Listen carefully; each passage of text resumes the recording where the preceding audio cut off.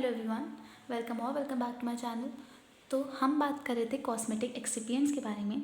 Cosmetic excipients में हम surfactants और रियोलॉजी मॉडिफायर्स को डिस्कस कर चुके हैं और आज जो हम टॉपिक डिस्कस करने जा रहे हैं वो है प्रिजर्वेटिव्स।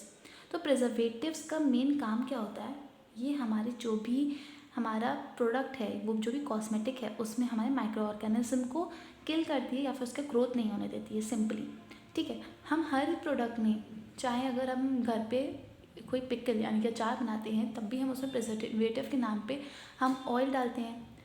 तो ऐसे ही किसी भी चीज़ के फॉर्मुलेशन के टाइम पे अगर हम उसे लॉन्ग टर्म के लिए बना रहे हैं, यानी कि बहुत ज़्यादा हम उसे यूज़ कर पाएँ, इस चीज़ के लिए बना रहे हैं, तो हम उसमें कोई ना कोई प्रिजर्वेटिव ज़रूर डालेंगे जिससे वो डिग्रेड ना हो। ऐसा ना हो कि हम उसे 1 साल के लिए बना रहे हैं और वो 1 महीने में ही ख़राब हो जाए। हम चाहते हैं कि वो लॉन्ग टर्म के लिए रन करे, इसलिए हम उसमें प्रिजर्वेटिव्स ऐड करते हैं जिससे कोई भी बैक्टीरिया, माइक्रो ऑर्गेनिज्म, फंगस, ये सब कुछ भी ग्रो ना करे उसमें। ठीक है, तो प्रिजर्वेटिव्स क्या होते हैं? Cosmetic preservative have broad spectrum activity. Broad spectrum activity का मतलब ही ये होता है कि इनका बहुत ज़्यादा स्पेक्ट्रम हो, ऐसा ना हो कि कोई नैरो स्पेक्ट्रम हो, यानी कि कुछ देर के लिए ही एक्ट कर पाएँ। ब्रॉड का मतलब होता है कि हर टाइप के माइक्रो ऑर्गेनिज्म को ग्रो करने से या किल करने में कामयाब रहें। ठीक है, तो ये होता है ब्रॉड स्पेक्ट्रम, इनकी एक्टिविटी होती है। Ability of preservative is to kill wide range of microorganism. मतलब प्रिजर्वेटिव्स का मेन काम ही ये होता है कि ये माइक्रो ऑर्गेनिज्म को ग्रो ना करने दें या किल कर पाए majority of the micro organism. ऐसा ना हो कि किसी स्पेसिफिक टाइप के बैक्टीरिया को ग्रो करने दें और कुछ को ना करने दें। वी वॉन्ट कि किसी भी बैक्टीरिया की, किसी भी माइक्रो ऑर्गेनिज्म की ग्रोथ ना हो, कोई भी हमारा बैक्टीरिया किसी भी फॉर्मुलेशन में ना हो। उसके लिए हम ऐसा प्रिजर्वेटिव चूज़ करेंगे जो हर माइक्रो ऑर्गेनिज्म को किल कर सके।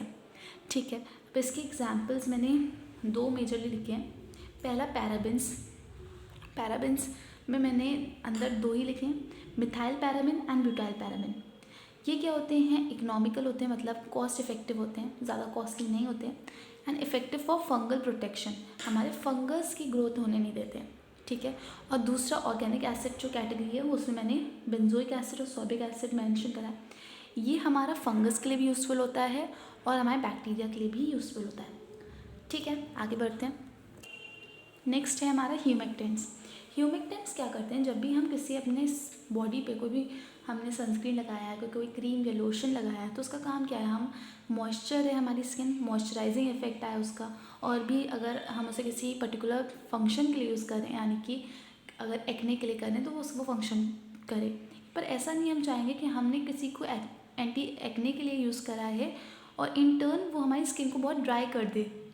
एक्ने प्रिवेंट करेगी, मतलब एक्ने नहीं होंगे हमारे फेस पे, पिंपल्स और ये सब नहीं होगा, बट ऑन द कॉस्ट कि हमारी स्किन बिल्कुल ड्राई हो जाए और ख़राब हो जाए। नहीं, वी वांट कि हमारी स्किन मॉइस्चराइज्ड रहे, उसके लिए हम ह्यूमेक्टेंट्स यूज़ करते हैं।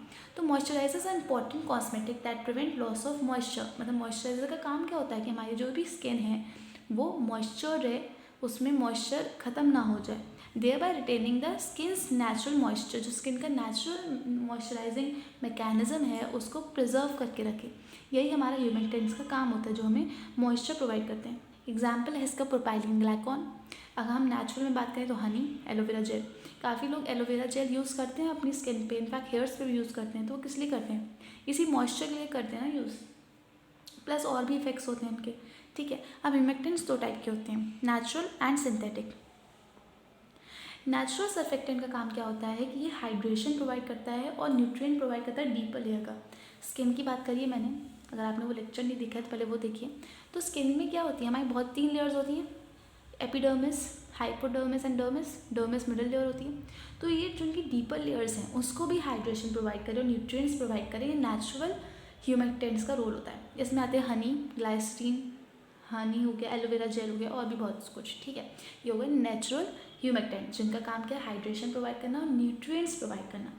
दूसरे होते हैं सिंथेटिक। ये थोड़े से इनएक्सपेंसिव होते हैं, ज़्यादा एक्सपेंसिव नहीं होते, और इसका लॉन्ग सेल्फ लाइफ होता है। शेल्फ लाइफ लॉन्ग होने का मतलब होता है कि ये ज़्यादा दिनों तक, यानी कि ऐसा नहीं है हर चीज़ डिग्रेड करती है, हर चीज़ का एक एंड पॉइंट होता है। अगर हम कोई भी चीज़ कंज्यूम कर रहे हैं तो हमें पता है कि ये 1 साल बाद एक्सपायर हो जाएगी, तो उसका 1 साल क्या है? शेल्फ लाइफ है उसकी, कि मतलब वो 1 साल तक प्रॉपरली वर्क करेगी।